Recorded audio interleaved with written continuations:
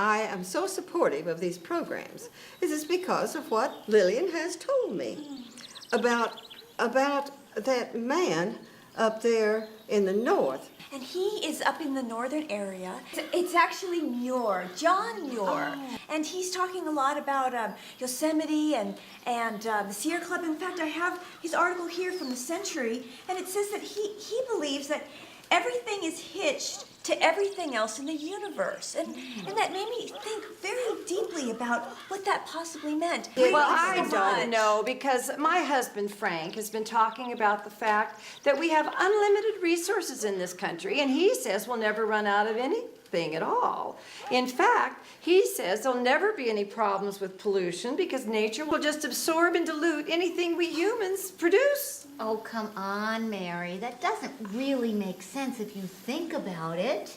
We might be fine now, or even 20 years from now. Of course. But if we continue using all these natural resources like this without conserving anything, there will be a day of reckoning. Maybe not for us, but for a future generation. And that is completely right. It's important to think about things that we do today, how it will affect the future generations. But according to these scrolls and the booklets from De Anza Gulch, the sheriff and I have been learning that what we're doing now is actually a terrible thing. I think you're just too close to the sheriff now. Oh, no, My. yes. And in fact, the sheriff and I have been talking about it, and we just thought it would be such a great idea to share that information with you. In fact, would you like to go on a tour with us? Well, if you can prove something to us, I guess we ought to go. We should take a Well, look. and if the sheriff is going... Yes, we would love the opportunity. I think She probably wanted to walk with the sheriff the whole time we're out there. I have an idea. Let's begin the stormwater tour. What do you say? Yes. Okay, come on in close here now. I want all of you to look over there. As any of you fine ladies, I'm sure you will not know the answer to this, but do you know what's behind that door over there yonder? I don't know. Oh, I think it's Spears Saloon. Well, how did you know that was Spears Saloon? Well, they have the city planning meeting upstairs, you know. Oh, that makes sense. I figured that out. That makes sense. Well, okay, you know it is. You took away my big surprise, but that is the Spears Saloon, and let me check my time. It should be any time now.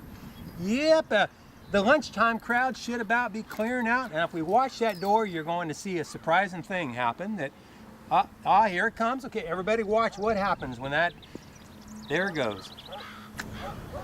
Okay, did you see that? Did you see the way Mr. Spears, he comes out every day like that, 3, 4, 5 times a day, and he just hurls that old dirty wash water out into the ground out there. What's wrong with that? That's normal behavior. Well, that, my friend, ladies, is known as stormwater pollution. My goodness. Oh. Yeah, you see, because that dirty wash water now, it will flow into the creek nearby, and then it will go into the river, and it will flow out and cause pollution, stormwater pollution, right there in our ocean. That's right, and you know, it's not just that, it's mop water, any dirty water that throws on a hard-packed surface, or that newfangled material they call asphalt or even concrete. Why, it travels into the ditches and the creeks, and it causes stormwater pollution. Now, some folks, they say, well, it can go throw out there and the water evaporates and it never does find its way to a creek. That's what Frank would say. Absolutely. Exactly, but let me tell you what happens actually is that the water will evaporate and those contaminants will still be there. And the next time we get a rainstorm, all that pollution and contamination flushes right out into the creek and the ocean where it causes stormwater pollution. Well, but wouldn't it just wash into the ocean? There's so much water there, and just wash away. Well, you have a good point. If there was a little bit of it, it would be diluted. But as our town grows and grows and grows, and more restaurants and stores and cafes and saloons are throwing their dirty wash water out, it will come to a point where it's concentrated enough to affect all of us. That's right. Well, that makes sense. I don't know what to think about that, but we ought to do something about cleaning it up, I guess. Well, I am so pleased to hear you say that, and that is why we decided we wanted to take you on this tour. Well, all right. What's next, Sheriff? Well, let's go on. I have some more exciting things. Follow me. We're heading this way. Here we go.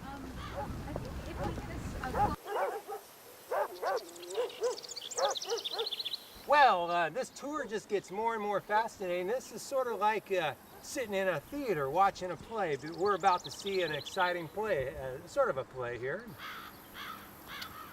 Oh, it's just about time to start. This will be a good show. What is he talking about? I have no idea. Talking about something. We're supposed to see a play? Oh, no, no, no. Here it comes. Here it comes. Here, ladies. Okay, here comes Mr. Hobson. I want you to watch and see what Mr. Hobson, he does this almost every single day. Watch this. This is exciting. This is part of the tour. Well, he's just washing down his meat delivery wagon. Yeah, and well, yeah. Don't you see the problem with that? It's not very clean, I suppose. But I don't know what that has to do with anything. Well, it's part of our stormwater tour. What's this part right here? Yeah, right here. Oh, I see what he's That's the doing. important part Yeah, right see there. that? See See that? that? It's nice to have a nice clean wagon. It certainly is. That's what we expect from Mr. Hobson. Well, it's just like Mr. Spears when he threw the dirty wash water. Now it's dirty water off the carriage. Well, it's not only dirty, it's bloody.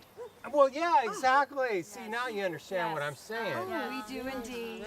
Now, if he could certainly wash his buggy or wagon or whatever it is, if he would just wash it over an area that could absorb all that.